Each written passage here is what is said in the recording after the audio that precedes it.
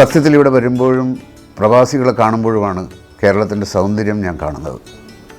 പ്രവാസികളുമായി ഇടപഴകുമ്പോൾ ഒരു പ്രത്യേക ഊർജ്ജം ലഭിക്കുന്നത് പോലെയാണ്. കാരണം നിങ്ങൾ കഠിനാധ്വാനികളാണ്. എല്ലാ പ്രതികൂല സാഹചര്യങ്ങളെയും അതിജീവിച്ച് ജീവിതത്തെ സുന്ദരമാക്കാൻ ശ്രമിക്കുന്നവരാണ്. ഞാൻ മനസ്സിലാക്കുന്നത് നിങ്ങൾ സുഖവാസം തേടിയല്ല കടൽ കടന്ന് ഇവിടെ എത്തിയത്. ഒരുപക്ഷെ നിങ്ങളിൽ ചിലർക്ക് പിന്നീടത് സുഖവാസമായി മാറിയിട്ടുണ്ടാവാം.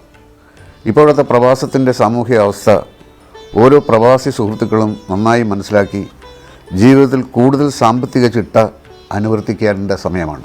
സമ്പത്ത് കാലത്ത് തൈപത്ത് വെച്ചാൽ ആപത്ത് കാലത്ത് കാവത്ത് തിന്നാം എന്ന പഴമൊഴി നിങ്ങളെ ഓർമ്മിപ്പിക്കാൻ ഞാൻ ആഗ്രഹിക്കുകയാണ്.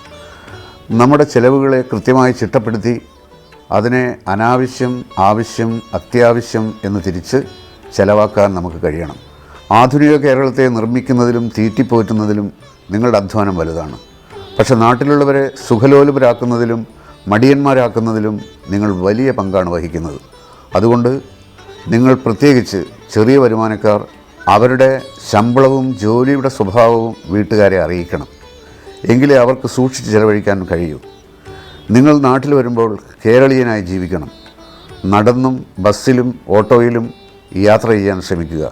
കല്യാണങ്ങൾക്കും മറ്റ് ചടങ്ങുകൾക്കും ആർഭാടം കുറയ്ക്കുക. വീട് നിർമ്മാണം നിങ്ങൾക്ക് ഹോബിയാണ്.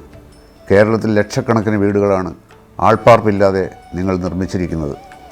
നിങ്ങളുടെ സമ്പത്ത് ഉത്പാദനക്ഷമമായ മേഖലകളിൽ നിക്ഷേപിക്കാൻ ശ്രമിക്കണം.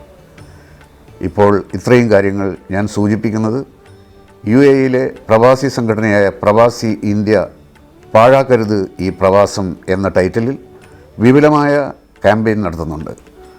വിവിധങ്ങളായ ബോധവൽക്കരണ പരിപാടികളുമായി അവർ നിങ്ങളെ സമീപിക്കും. പ്രവാസിക്ക് പുതിയ ദിശാബോധം നൽകാൻ ഇതുപകരിക്കും എന്ന് ഞാൻ കരുതുന്നു. ഓരോ പ്രവാസിയും ഉറക്കെ പറയട്ടെ, എൻ്റെ പ്രവാസം ഞാൻ പാഴാക്കില്ല എന്ന്. നന്ദി, നമസ്കാരം.